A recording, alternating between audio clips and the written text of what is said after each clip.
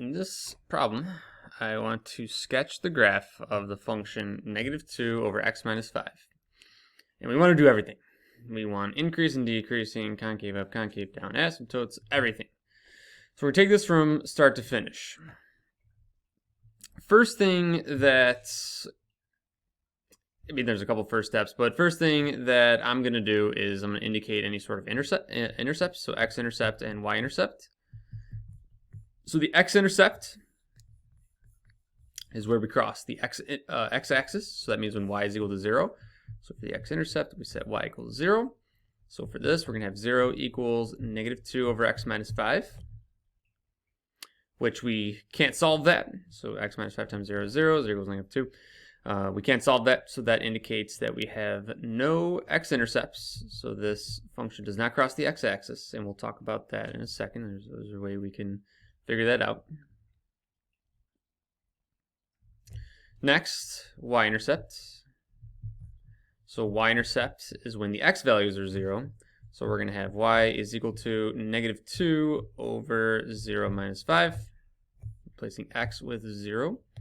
So y equals -2, 0 minus 5 is -5, y equals positive 2/5. So we have no x-intercept, and then we have a y-intercept of 0 2/5. If you want to throw that onto the graph right away, you can. So 0 2/5, somewhere around there. Doesn't have to be extremely precise or anything like that. Cool. So that's the first thing we do. Next, we can look at asymptotes, whether it be vertical, horizontal, or even slant in some cases. So for the vertical asymptote, we want to evaluate any point that makes the denominator equal to 0. So if we look at our x minus 5, what can zero that out? X equal to 5 can zero that out. So x cannot equal 5, meaning we have a vertical asymptote at 5. While we're talking about asymptotes, and that's the only asymptote, let's talk about the domain. So since I have a vertical asymptote at the value of x equal to 5, so I could draw in an asymptote. It's just like a dotted line like this. So at x equal to 5, I have an asymptote. That zeroes out my denominator. We can't have 0 in the denominator. The domain then is going to be -infinity to 5, and then 5 to infinity. It's just always good to make sure we understand what the domain is in each graph that we try to do, just so we know what we're looking at here. So that's the vertical asymptote. Horizontal asymptote, what do we have in this scenario? We have x to the 0 on the top, technically, x to the 0. So we don't have a x, so it's x to the 0. Anything to the 0 power is 1. Over x to the first, so the degree in the denominator is greater than the degree in the numerator. So the numerator is less than the denominator, the degree. So since we have the degree in the numerator being less than the degree in the denominator, that means we have a horizontal asymptote at just y equal to 0. No sort of like coefficients or anything like that. If the degree in the numerator is less than the degree in the denominator, then the horizontal asymptote is just y equal to 0. So I could draw in a horizontal asymptote at y equal to 0, which is going to be right here. You see where this y-intercept is? This is going to be a really good indicator of what our graph should hopefully look like. Like, you just as a guide, like hope that all of our derivatives and all that critical values and all that stuff, hope that that backs up this. Because right now with that y-intercept, I'm guessing that our graph is going to do something like this. It's going to come here. That's just a guess because I don't have any slant asymptotes or anything like that. That's all of my asymptotes right here. So based off of that y-intercept, I could get an idea that this is going to go to this. And hopefully what happens is my evidence will back that up. So let's keep going. Okay, so we've identified the domain. We've identified asymptotes, intercepts. So next we want to start just going through the process. Critical values, and then go from there, get points of inflection or concavity. So all that stuff. So let's get the first derivative.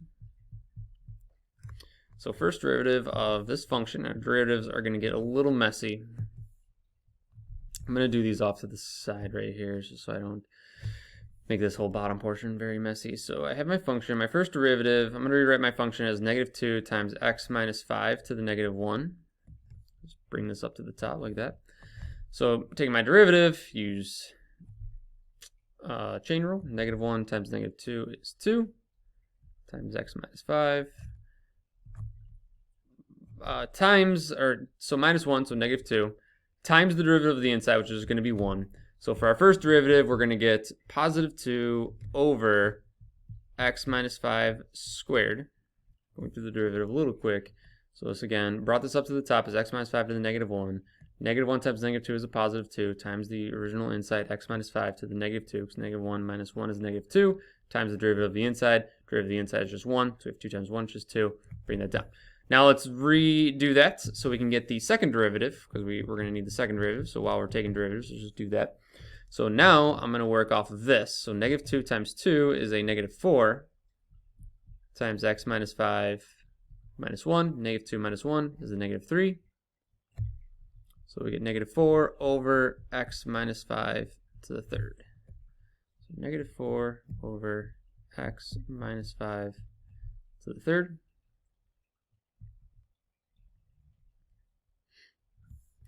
Just rewrite that. Actually, messed that up anyway because I wrote x minus 4 because I was looking at that for x minus 5 to the third. There we go.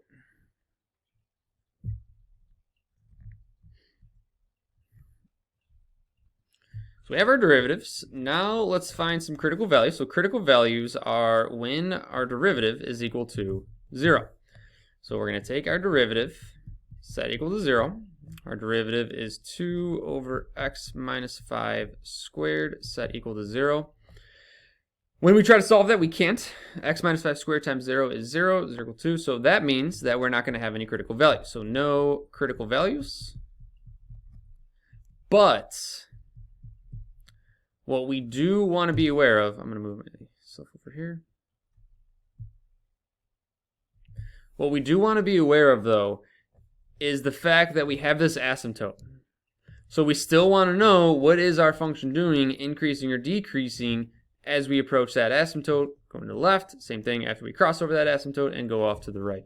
So we do want to evaluate some points, but just around that asymptote. So we're going to go from -infinity to 5, and then 5 to infinity. And we're going to plug in some points into our first derivative.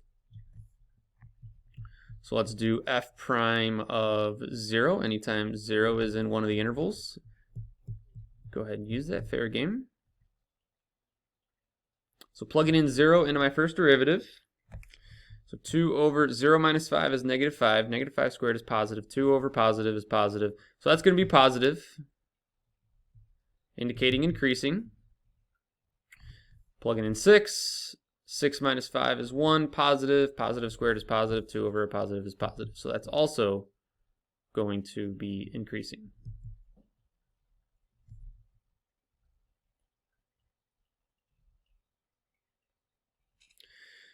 Very good. All right. Moving along. Trying to maintain some space here. All right, next, we want to determine any sort of inflection points, if there are any. So inflection points is going to be taking the second derivative, set equal to 0. So -4 over x minus 5 to the third equal to 0. So this is taking our second derivative, set equal to 0 for the inflection points. Same thing happens as our critical values. We can't solve that, so that means that there are no inflection points. So no inflection points from there. But what we also want to do is take the same concept as what we just did a second ago with determining that this is increasing and increasing, is determine concave up, concave down on that same interval from -infinity to 5 and then 5 to infinity. So we're going to do the same thing, but with the second derivative this time. So I'm just going to do it right below it, second derivative. And I'm going to use 0 again. Second derivative, I'm going to use 6 again. So the second derivative, plugging in 0 into my second derivative, that is going to be a negative over a positive, or it's going to be negative. I almost just said positive there, but 0 minus 5 is a negative 5. Negative 5 to the third stays negative. 0 minus 5 is negative 5. Negative 5 to the third, it stays negative. Negative over a negative makes it a positive. So that's going to be positive. Interesting. Yeah, I almost just took the same concept here, squared, but this is actually to the third because we took the second derivative. So it's always good to double check. So that's going to be concave up. Second derivative, plugging in 6. 6 minus 5 is a positive 1. Positive 1 to the third is positive. Negative over positive is a negative. So negative is less than 0. That means it's going to be concave down. All right. So we have enough information now to go ahead and sketch out our graph.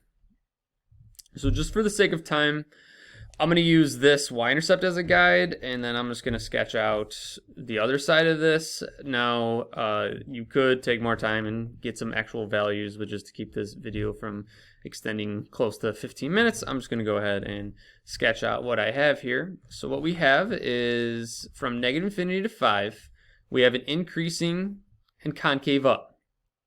So since it's increasing and concave up, it's going to look like this.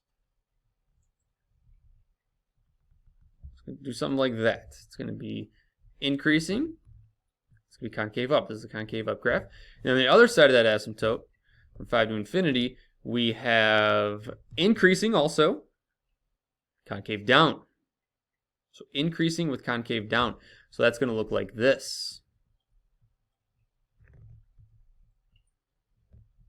Look like this. So this is concave down, and it's increasing as we go from left to right.